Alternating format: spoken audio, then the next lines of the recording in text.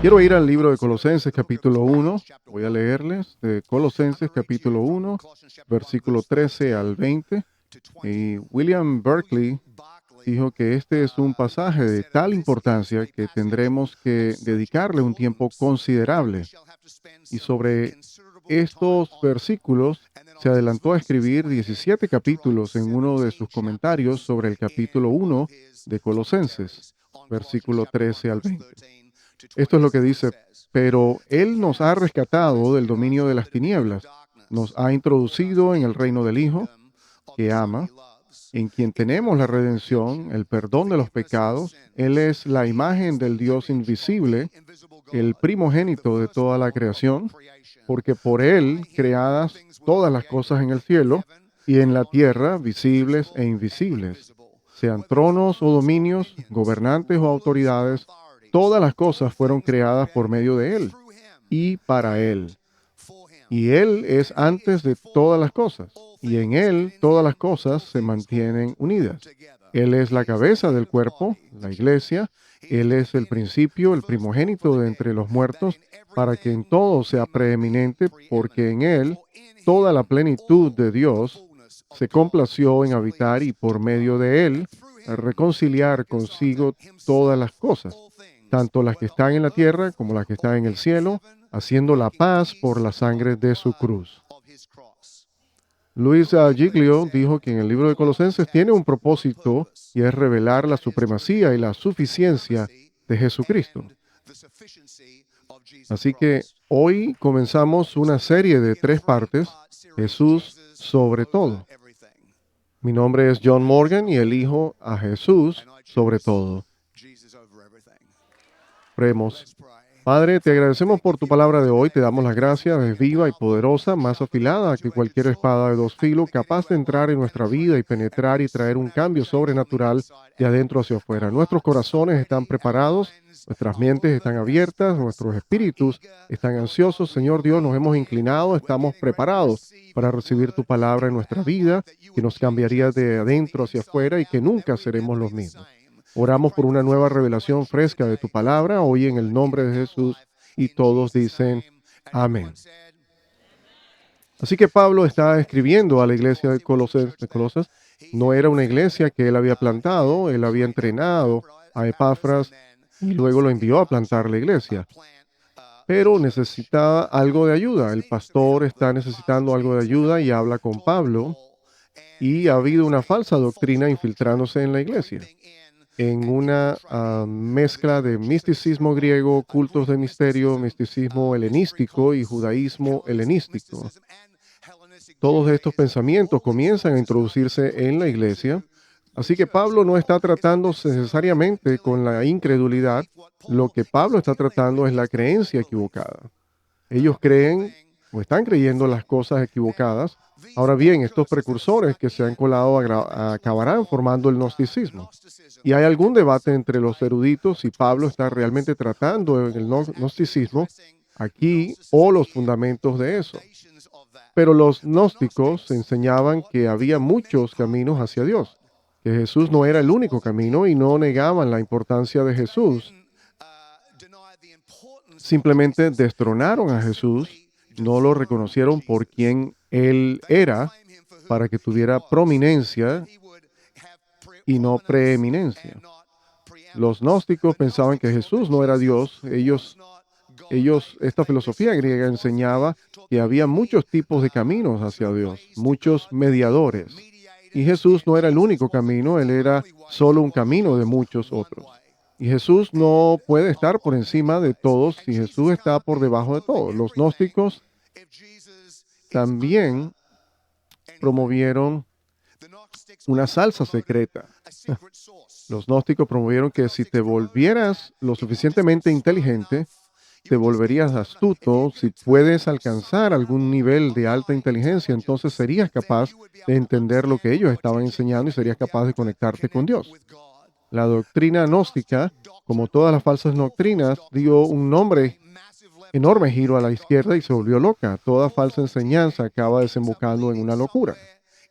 Así que los gnósticos estaban enseñando que nuestro cuerpo era tan pecaminoso y lo promovían sobre el pecado, pero enseñaban que necesitabas castigar tu cuerpo, y así muchos de los gnósticos participaron en, ya sabes, golpear su cuerpo y castigar su cuerpo de una manera para complacer a Dios. Ahora, me encanta la forma en que Pablo maneja este desafío. Pablo no necesariamente ataca la mentira. Pablo solo esboza la verdad. Y esa es la mejor manera de detectar una falsificación. La mejor manera de detectar una falsificación es no descubrir eso y simplemente no estudiar lo que no es real. Si consigues un billete de $100, la mejor manera de descubrir o encontrar que eso es una falsificación es no estudiar un montón de falsificaciones, sino encontrar todos los billetes falsos que puedan encontrar, y así cuando lo veas lo identifiques. La mejor manera, por el contrario, de descubrir una falsificación es estudiar la verdad. Así que coges un billete de $100, de verdad lo estudias detenidamente, cada detalle, cada faceta. Entonces, cuando se te presenta algo que no es real, eres capaz de mirar y decir, eso no es real, eso es falso, es fraudulento. ¿Por qué? Porque has estudiado la verdad. Este es el enfoque de Pablo. Cuando estudias el original, te resulta fácil detectar lo falso. Crecí en Australia y escuchaba música secular, muchos artistas. Mi padre era músico, me encanta la música y me encanta escuchar discos, la radio, MTV, todo eso. Me encantaba todo eso y por eso llegaba a conocer la canción original, muy, muy bien. No me di cuenta de lo bien que me la sabía hasta años después. Tenía 20 años y escuchaba una canción de cuando tenía 16 y era capaz de decir que no era original. Hay algo que no funciona y el canto, la línea no es la forma correcta. Esto es una regrabación o es otra persona, porque sabía cuál era la original, podía detectar el cambio en la canción. A mi esposa Ana le encanta, por ejemplo, ver diferentes programas para relajarse. Creo que ha visto todos los episodios de MASH conocidos por la humanidad. Definitivamente he visto todas las encarnaciones de Orgullo y Prejuicio conocidas por la humanidad. Creo que he visto las películas, creo que he visto las series de televisión, todo. Y, y ahora mismo está metida en espectáculos de anti, shows de antigüedades. Así que su manera de relajarse, me ha dado cuenta que los shows de antigüedades, alguien traerá, ya sabes, como una estatua tenido en la casa por 100 años y lo presentará al experto. El experto va a salir, estudian el original, saben qué aspecto debe tener y así cuando miran lo que ha presentado pueden detectar si es una falsificación, decir, bueno, esto es una falsificación, vale $33, o pueden decir, este es el original, vale $33 millones. E inevitablemente la persona siempre está en shock o dice, oh, esto es maravilloso. Ellos hicieron lo mismo siempre. Pero el experto está allí para presentar el original para que pueda detectarse la falsa. Así es como se detecta la falsa doctrina. Detectando las falsas doctrinas no es convirtiéndose en un experto en todas las falsas doctrinas del mundo, pero es saber quién es Jesús. Es necesitar conocer la verdad y yo creo en esto. Creo que como cristiano, nuestro cristianismo no debería ser aquello a lo que nos oponemos. Lo que estamos en contra no debería ser el sello de nuestro cristianismo. El sello de nuestro cristianismo debería ser aquello por lo que estamos de acuerdo. Y quizás aún más que eso, a quién conocemos y por con quién estamos. A quién conocemos y con quién estamos. Y en 1893, en Chicago, eran 20 años del incendio de Chicago. Habían reconstruido Chicago, querían mostrarlo y por eso organizaron la Exposición Mundial Colombina y la celebraron durante 6 meses. Asistieron unos 21 millones de personas. De hecho, en el centro estableció un récord de asistencia, un día en cualquier lugar. En ese entonces, que es más de 700,000 personas asistieron a esta exposición celebrada en todo Chicago. Y mientras estaban allí hubo una discusión y hubo una reunión de lo que se llamó el Parlamento Mundial de las Religiones. La primera vez que estas personas han celebrado como un congreso. De hecho, lo han tenido varias veces desde entonces. Fue interesante, en 1993 lo volvieron a celebrar en Chicago y van a volver el año que viene para celebrar el Parlamento Mundial de las Religiones. Y lo que hicieron fue reunir a líderes religiosos de todo el mundo, budistas, bahá'í, ya sabes, hindúes, ya sabes, cualquier musulmán. Simplemente reunieron a toda esta gente. Y su objetivo con este Parlamento Mundial de Religiones era conseguir una mente religiosa, un pensamiento para tomar lo mejor de todas las religiones y llegar, si se quiere, a una nueva religión, una forma de hacer las cosas. D.L. Moody era un evangelista en Chicago en ese momento. Y los amigos de D.L. Moody estaban enojados con D.L. Moody. Estaban enfadados con D.L. Moody porque D.L. Moody se negó a tomar posición contra el Parlamento Mundial de las Religiones. Se negó a predicar desde su plataforma contra el Parlamento Mundial de las Religiones. Cuando D.L. Moody vio esto, lo vio diferente. Él vio esto como una colección masiva de gente y las religiones que estaban allí como una oportunidad para evangelizar. Así que en lugar de predicar contra las religiones, lo que dijo D.L. Moody es: voy a presentar a Jesús de tal manera que la gente lo encuentre irresistible. En lugar de predicar contra las tinieblas, voy a predicar a la luz. Y así desplegó a la gente por todo Chicago. Tomaron teatros, tomaron iglesias, hicieron una carpa de circo donde él desplegó evangelistas para ir y solo predicar a Jesús como Jesucristo. Jesucristo crucificado, Jesucristo enterrado, Jesucristo resucitado, Jesucristo volviendo de nuevo. Él los envió y solo predica a Jesús. Moody dijo de esa cruzada que fue la más grande e impactante de su vida. Y solo presenta a Jesús. Y en el capítulo 12 de Juan, hablando con algunos griegos, se dirigían a Jerusalén para la Pascua y le hicieron esta pregunta. Dijeron: Señor, deseamos ver a Jesús. Esa es mi oración para nosotros, que el mundo vea en nosotros más a Jesús y menos a nosotros. ¿Cómo podemos hacer que Jesús sea tan atractivo que los hombres se vuelvan hacia Él? Ese es nuestro trabajo. Ese es nuestro trabajo. Conocer el poder de su resurrección, conocer el Espíritu que da vida, conocer su salvación y transformadora y regeneradora, el poder en nuestra vida, conocerlo, no solo saber de Él, sino conocerlo en nuestra vida de manera poderosa. Este pasaje del capítulo 1 de Colosenses es uno de los más importantes y detallados de la Escritura sobre doctrina de Jesús. J.B. Lightfoot, un gran comentarista bíblico, dijo que la doctrina de la persona de Cristo se expone con mayor precisión y plenitud que en ninguna otra de las epístolas de San Pablo.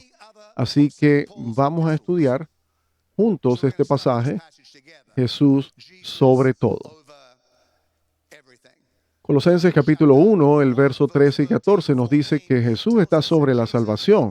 Dice: porque nos rescató del dominio de las tinieblas, nos trajo al reino del Hijo que ama, en el cual tenemos redención y el perdón de los pecados. Verso 15, vemos a Jesús sobre todos. Y Él es la imagen del Dios invisible, el Hijo primogénito de toda la creación. Vemos a Jesús sobre la creación en el versículo 16 y 17. Por Él fueron creadas todas las cosas en el cielo y en la tierra, visibles e invisibles, sean tronos o dominios, gobernantes o autoridades. Todas las cosas fueron creadas por medio de Él y para Él. Y Él es ante todas las cosas, y en Él todas las cosas se mantienen unidas. Jesús está sobre la iglesia, verso 18. Dice: Él es la cabeza del cuerpo, la iglesia. Él es el principio, el primogénito que de entre los muertos, para que en todo sea preeminente. Jesús está por encima de todo. Versículo 19 y 20. Por cuanto agradó al Padre para que en Él habitase toda la plenitud de Dios, y por medio de Él reconciliar consigo todas las cosas, ya sea en la tierra o en el cielo, haciendo la paz por la sangre de su cruz. ¿Hay alguien en la casa en este momento porque Jesús emocionado? Porque Jesús está sobre todo. Mira a la persona de al lado y dile: hey, mi nombre es, se da su nombre y no diga John. y Jesús está sobre todo.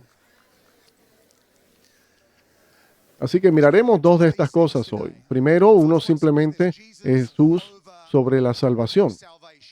Colosenses capítulo 1, el verso 13 y 14, Él nos ha rescatado del dominio de las tinieblas, nos ha traído en el reino del Hijo, que ama, en quien tenemos la redención y el perdón de nuestros pecados. Jesús es supremo sobre la salvación. Él nos rescató, dice la Escritura, dice que esto significa literalmente rescatados del peligro. No podíamos liberarnos de la culpa, las consecuencias y la pena del pecado, pero Jesús pudo y nos libró. Tú y yo estábamos en peligro de pasar la eternidad. Ahora, déjame decirte esto, la eternidad comienza ahora. La eternidad no es algo que comienza cuando estás muerto. Estás viviendo en la eternidad. Ahora vas a pasar de esta vida al resto de la eternidad, pero la eternidad comienza ahora. Y por eso Jesús vino a rescatarnos de estar desconectados de Dios aquí en la tierra y desconectados por la eternidad. Y por eso Él nos liberó y nos transportó. Y la palabra traducido significa literalmente ser deportado. Espero que eso no ponga a nadie nervioso en esta sala. ¿Cómo estás, Russo? ¿Todo bien? ¿Todo bien? Ciudadanía, ¿te sientes bien? No hace que te pone nervioso esa palabra, así que está bien. Caitlin, ¿estás bien? ¿Lo lograste? ¿Estás bien para ir? Dios bendiga a América. Es literalmente tomar de un país y trasladarse a otro. Dios hizo eso con Israel, sacándolos de Egipto a la tierra prometida. Y por eso Jesús ha venido a trasladarnos del reino de las tinieblas al reino de la luz. Ha venido a sacarnos del reino de Satanás al reino de Dios. Ha venido a sacarnos de estar desconectados de la familia de Dios. Ya no hay judío ni gentil. Él ha hecho una nueva creación y esa es la iglesia. Ya no hay un hombre o una mujer, hay un solo tú. La iglesia, hemos sido trasladados de ahí a la novia de Cristo y somos la iglesia. Él nos redimió. La palabra redención significa literalmente que usted pagaría por un prisionero o compraría de nuevo a un esclavo, pagarías el precio por otra persona y esto es lo que Jesús hizo en la cruz a través de su sangre. Él pagó por nuestro pecado en la cruz y Satanás busca acusarnos y encarcelarnos porque sabe que somos culpables de romper las leyes de Dios. Pero el rescate ha sido pagado en el Calvario. Jesús pagó el precio con la sangre de Jesús. Somos redimidos por la sangre de Jesús. Aunque Él se tiñó de rojo como la escarlata por nuestro pecado, hoy tú y yo somos blancos como la nieve. Hemos sido redimidos por la sangre del Cordero, salvados del pecado. Colosenses capítulo 1, versículo 20 dice, por medio de Él reconciliar consigo todas las cosas, ya sea en la tierra o en el cielo, haciendo la paz por la sangre de su cruz. ¿Hay alguien que esté agradecido por la sangre de Jesús hoy en Word of Life? ¿Alguien en línea que se entusiasma con esto? Y dice que nos ha perdonado y entonces tenemos redención, el perdón de los pecados. La redención, el perdón generalmente van de la mano. En Efesios capítulo 1, versículos 7 y 8 dice en él, tenemos la redención mediante su sangre, el perdón de nuestros pecados, conforme a las riquezas de la gracia que Dios nos dio en abundancia con toda sabiduría y entendimiento. Me encanta este pasaje que nos dio la redención y el perdón. No en una pequeña porción, sino en abundancia sobre nosotros. Y no hay límite para el perdón de Dios, no hay límite para el amor de Dios, no hay límite para el amor de Dios por ti. Así que Jesús vino y no canceló una deuda, vino a cancelar todas las deudas. Algunos de ustedes tienen que dejar de orar oraciones de arrepentimiento por el pecado que hicieron hace años. Algunos de ustedes también todavía van al trono de gracia de Dios y dicen, oye, en el 2011 hice algunos errores, ¿recuerdas? Bla, bla, bla, bla. Entonces Dios,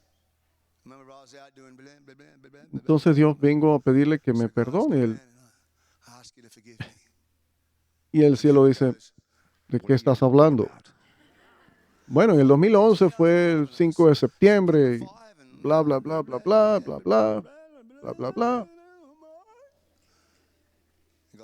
Y estamos revisando los registros aquí y no hay nada en esa fecha excepto la sangre de Jesús. Todo lo que vemos es sangre. La deuda ha sido cancelada. Usted es la justicia de Dios en Cristo ahora. No ha debido cualquier cosa que usted hizo, pero porque Él nos ha perdonado el pecado. Jesús es el camino, Él es la verdad. Nadie viene al Padre sino a través de Él.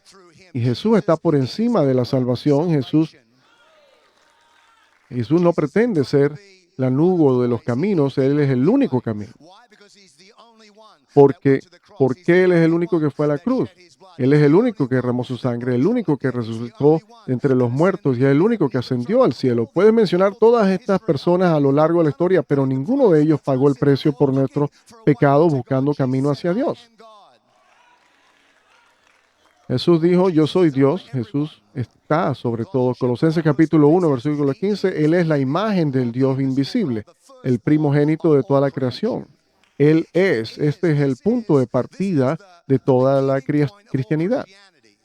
Empezamos aquí, está. La Biblia dice, en el principio, Dios antes de todo, Dios antes de tu enfermedad, Dios antes de la enfermedad, Dios antes de todos los problemas, Dios antes de tus problemas, todos Dios, antes de tu pobreza, Dios, en el principio Dios, y Él es. Y los científicos están ahora mismo con los nuevos telescopios empezando a descubrir galaxias que ni siquiera sabías que existían, y antes de todas esas cosas existieran, Él es el principio. Y toda nuestra fe se basa en Él es. Él quien recompensa de los que lo buscan diligentemente. Él es el camino, Él es la verdad, Él es la vida, Él es el alfa, Él es el omega, Él es el principio, Él es el fin, Él es el que era, Él es el que es, y Él es el que ha de venir. Él es el mismo ayer, el mismo de hoy y el mismo de siempre, y esto es quien Él es. Dios se reveló tal como es a Israel. Hizo promesas de pacto. Dijo, yo soy Jehová Jireh. Él es el Dios que ve nuestras necesidades y provee. Yo soy Jehová Shalom. Yo soy el Dios que es la paz en tu vida. Reveló los nombres del pacto. Jesús dijo, yo soy el pan de vida. Yo soy el buen pastor, yo soy la puerta de las ovejas, yo soy la luz del mundo. Él es todas esas cosas. Antes que nada en tu vida, Jesús sobre todo. No me importa lo que el médico te haya dicho esta semana, Jesús sobre todo. No me importa lo que te haya gritado tu vecino esta semana, Jesús sobre todo. No me importa lo que tu cónyuge enojado te gritó esta semana, Jesús sobre todo. No me importa lo que tus padres destructivos dijeron sobre ti cuando eras niño, Jesús sobre todo. No importa lo que te dijo ese profesor enojado en el salón de clases, Jesús sobre todo. Si estuvieras en la cárcel y te dijeran algo, Jesús sobre todo. Jesús está sobre todo.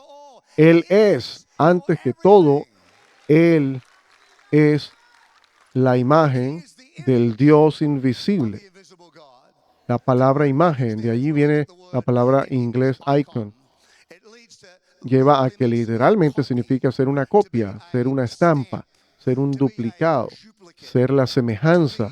Jesús es la perfecta imagen y semejanza de Dios. Jesús no es como un Dios. Jesús es Dios. Jesús dijo, si habéis visto al Padre, me habéis visto como produce un sello. Esto es lo que es Jesús.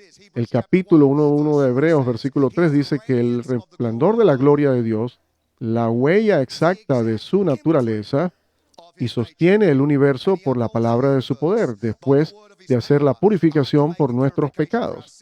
Se sentó a la derecha de la majestad en lo alto. Es la imagen exacta y la representación por designio del Dios Altísimo. En el libro de Filipenses, Pablo describió que aunque estaba en la forma de Dios, no contaba con la igualdad con Dios para hacer algo que se agarraba. Ahora bien, si sabes quién eres, nunca tienes que demostrar quién eres. Y cualquiera que conozcas está tratando de demostrar lo genial que es, probablemente en el fondo, y genial porque la gente genial no trata de ser genial. La gente genial simplemente es genial, simplemente lo son. Parece que eres una persona genial, no. Acabo de despertarme, mira cómo estoy yo. Es como Jesús. Él era Dios, no tiene que demostrar que era Dios. No iba por ahí intentando demostrar que era Dios todo el tiempo. Hizo declaraciones de que era Dios, pero no lo intentó. Sin embargo, ese en la forma de Dios no lo contaba para ser igual. Pero en ese caso nunca se disculpó. Cuando la mujer, el frasco de alabastro se rompió, gastó un año de salario, digamos que eran $50,000 en un momento ungiendo a Jesús para la sepultura. Todos en la sala estaban agitados por el extravagante derroche de dinero, excepto Jesús. Él dijo, muchas gracias. ¿Por qué? Porque soy Dios. Me merezco esto. Esto no es nada. Cuando pusieron ramas de palma en el camino, Jesús no dijo, no hagas eso. Por favor, no lo hagas. Solo recógela. Solo caminará sobre la tierra. No, cuando cantaron Hosana, gracias a ti, gracias a ti. ¿Por qué? Porque él era Dios, él sabía quién era y lo habían impresionado. La palabra, y en el libro de Génesis dice sobre nosotros que tú y yo fuimos creados a la imagen de Dios. Pero la diferencia entre tú y yo y Jesús es que hemos sido creados a su imagen. Jesús es la imagen. Esa es la diferencia. La diferencia entre estar en y es Él es la imagen de Dios. El capítulo 4 de 2 de Corintios dice, en ese caso, el Dios que está en el mundo es cegado a la mente de los incrédulos para impedirles ver la luz del Evangelio, que es la gloria de Cristo. ¿Quién es la imagen de Dios? Él es la imagen de Dios, el Dios invisible. Así que sabemos que Dios es espíritu y debemos adorarle en espíritu y en verdad sabemos que todos somos creados. Todo lo que se ve en lo natural nos salió del reino invisible. Sabemos que fue la ópera en el reino invisible, donde está Dios y no han visto Dios porque Dios es invisible. Hubo algunas, ya sabes, interacciones a lo largo del Antiguo Testamento, algo que Aristófanes y cosas así, pero en general Dios es invisible. Jesús es el Dios invisible envuelto en carne. Él es Dios, Él es el Dios hombre, Él es el Dios que se ha hecho hombre y habitó entre nosotros. En la Biblia, en el versículo 19, complació habitar toda la plenitud de Dios. Capítulo 2, el versículo 9, Él habita corporalmente toda la plenitud de la deidad. Y no podemos ver al Dios invisible, ni el hombre puede comprender al Dios invisible infinito. Así que conocemos a Dios, debemos depender de conocerlo a través de saber que Dios, Cristo, Jesucristo es Dios, que vino del cielo a la tierra. Jesús es lo invisible, la manifestación visible del Dios invisible. Jesús es el Dios espíritu envuelto en carne. Jesús proclamó ser Dios. Ángeles certificó a Jesús de Dios. Los demonios reconocieron a Jesús como Dios. Los profetas profetizaron que el Mesías sería Dios. Y los milagros de Jesús señalaron que Jesús era Dios en Juan, que era Dios. Y en Juan capítulo 14, versículo 8, Felipe le dice, Señor, muéstranos al Padre y nos basta. Él dijo, ¿qué? ¿Cómo? Muéstranos al Padre. Muéstranos al Padre, es suficiente. Estamos haciendo el bien. Mira lo que dice Jesús. Jesús, he estado tanto tiempo contigo y todavía no me conoces. Felipe, ¿cuál es tu problema? El hombre tiene un problema. He estado conmigo todo este tiempo, ¿todavía no me conoces? ¿Quién me ha visto al Padre. ¿Cómo puedes decir, muéstranos al Padre? ¿No crees que yo estoy en el Padre y el Padre está en mí? Las palabras que os digo no las hablo por mi cuenta, sino que el Padre que mora en mí hace sus obras.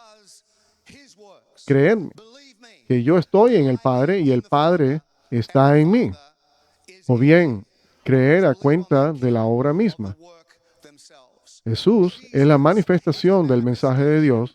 ¿Quién es Jesús? Dios es.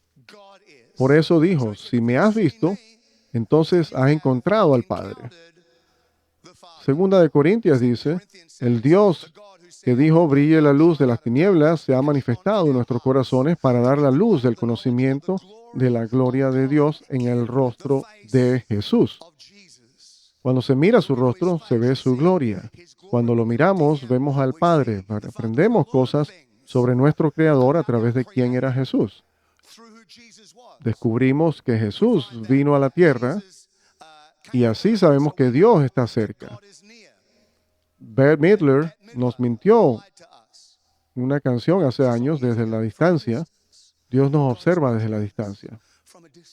Oh, es bonito. Pero esto es como que Dios estuviera a kilómetros de distancia, como no interesado, desconectado. Él está cerca. Él es personal. Él está más cerca de lo que tú te das cuenta. Si te dieras cuenta de lo cerca que está Dios, adorarías de forma diferente. Dios está así de cerca, súper cerca. Dios no está a la distancia, viendo con una lupa y distraído. Dios está caminando con usted donde quiera que usted esté. Dios está ahí. Cuando entraste a la iglesia hoy, Dios estaba contigo. Te has colado en la parte de atrás porque has atropellado a un gato y has corrido un poco así. Dios te estaba mirando mientras venías y tomando el asiento. Espero que nadie me vea. Alguien me ha visto. Vi a Pastor John. No está al frente y mira hacia adelante, pero Dios está aquí. Así que lo que Dios nos enseña, Dios está cerca. Y en otras palabras, Él quiere estar en una relación con nosotros. Esto no es algo que me asuste, es algo increíble que el Dios de la creación quiera estar cerca, interactuar con nosotros. Dios está cerca, aprendemos de Jesús que Dios se preocupa, que se hizo carne, habitó entre nosotros, lo que significa que experimentó, la Biblia dice Jesús, fue tentado en todos los sentidos, como nosotros. Así que Él pasó por todo eso. Él sabe lo que es ser tentado, sabe lo que es experimentar el dolor, sabe lo que es estar triste. Era un adolescente y me pregunto si experimentó la pubertad y si tuvo granos y me pregunto si Jesús los tuvo. Siempre me he preguntado tal vez en la naturaleza del pecado y Él no tenía granos. Tal vez Jesús no tenía granos, pero eso no es mi historia. Alguien tuvo granos malos cuando estaba creciendo. Mi madre solía hacer este brebaje. No sé lo que era, pero como la harina de avena y cosas, como ella estaba en la parte trasera con un caldero hirviendo algo y que usted sabe, la harina de avena, y ella simplemente empacaba mi grano y yo parecía una pizza. Así es que como veía mi cara y yo tenía tantos granos, ella simplemente los apilaba con harina de avena por todos partos a los 16 años y estaba más asustado que mis amigos vinieran a verme y me vieran con la cara de avena como una cara de pizza. Pero experimentó cosas, así que cuando estamos caminando a través de las cosas que podemos, él fue tentado de esa manera, se sintió llegar a identificar por qué lo hizo, para mostrarnos que no estaba desconectado, que no estaba desinteresado, que te ama porque Dios amó tanto al mundo. Dios es amor, se sacrificó voluntariamente por nosotros y va a volver. Así que Dios es el futuro, así que Dios está cerca. Dios se preocupa, Dios es amor. Hemos oído, Dios va a volver. Él es el futuro, Él es nuestra esperanza, podemos confiar en Él. Es la imagen de Dios invisible, el primogénito de toda la creación. Y ahora hay muchas sectas que han tomado esa palabra primogénito para tratar de hacer Jesús un Dios, no Dios. Los testigos de Jehová han hecho eso. Ellos tradujeron el capítulo 1 de Juan, que en el principio era el verbo y el verbo estaba con Dios y el verbo era un Dios. Y ellos tradujeron que dirá que Él había nacido. Él nació. Sabemos que nació en la carne, pero Él es primogénito y es primogénito de toda la creación. ¿Qué significa eso? Significa que es predominante, es preeminente. Él es el primero, está por encima de todo. No está hablando de cuando está hablando de rango. Él es el primogénito. Él está sobre todo, está por encima de ti. Está sobre mí, Él está sobre todo, Él está sobre toda la creación. Él es el primogénito de Israel, donde a Moisés se le dijo que le dijera al faraón que Israel era su primogénito de nuevo. Quería que el faraón conociera a Israel, mi nación. Los elegidos son predominantes. David escribió en los Salmos que era el primogénito de los reyes. No habla de ser el primer rey porque no lo era. Pero el rey él era el rey predominante. Jesús, el primogénito de toda la creación, es el primero. Él está por encima, él está en nombre, tiene un nombre que está por encima de todo nombre. Su nombre es Jesús. Sobre todo, la Biblia dice que en el principio era el verbo y verbo estaba con Dios y el verbo era Dios. Él es la imagen del Dios invisible, el primogénito de toda la creación, la figura prominente sobre todas las cosas. Jesús sobre todo. Si crees eso, ¿por qué no te pones de pie y le das a Jesucristo un gran aplauso el día de hoy? Vamos, Jesús sobre todo. Jesús sobre tu enfermedad, sobre tu enfermedad. Tal vez toma tu mano, colócala donde sea que haya dolor en tu cuerpo, donde sea que haya enfermedad en tu cuerpo y declara que ahora mismo Jesús está en condición de corazón, Jesús sobre toda condición de pulmón, Jesús sobre toda condición de sangre, sobre mi cáncer, sobre mi migraña. Estás viendo en línea, hay una enfermedad en tu cuerpo, colócala sobre tus ojos. Sobre mi dolor de cabeza, Jesús sobre mi infección de sinusitis, Jesús sobre mis alergias, Jesús sobre mi dolor. Tal vez pon tu mano en tu cartera hoy y di Jesús sobre mis finanzas, Jesús sobre mi trabajo, Jesús sobre mi carrera. Cariño, extiéndela hacia el cielo hoy y di Jesús sobre todo. ¿Dónde necesitas declarar su grandeza en tu vida el día de hoy? Es la imagen del Dios invisible, el primogénito de toda la creación. Jesús está por encima de todo. Está por encima de todo. Y si crees eso, dale un gran aplauso esta tarde. Un gran aplauso. Vamos. Y alábenle en la casa. Alábenlo en la casa. Y adoremos a Dios juntos. Muchas gracias por conectarte a Word of Life Church en nuestro canal de YouTube hoy. Nuestra oración es que tu fe haya sido fortalecida y te haya animado. Si hoy tomaste una decisión que cambió tu vida y aceptaste a Jesús como tu Salvador, ¿podrías enviarnos un mensaje y contarnos sobre esto? Nos encantaría ayudarte en tu caminar de fe. Otra forma de mantenerte conectado es suscribiéndote a nuestro canal y haciendo clic en la campana para recibir notificaciones. De esta manera nunca te perderás otro mensaje de Word of Life. Esperamos que tengas un día increíble y gracias de nuevo por vernos. Que Dios te bendiga.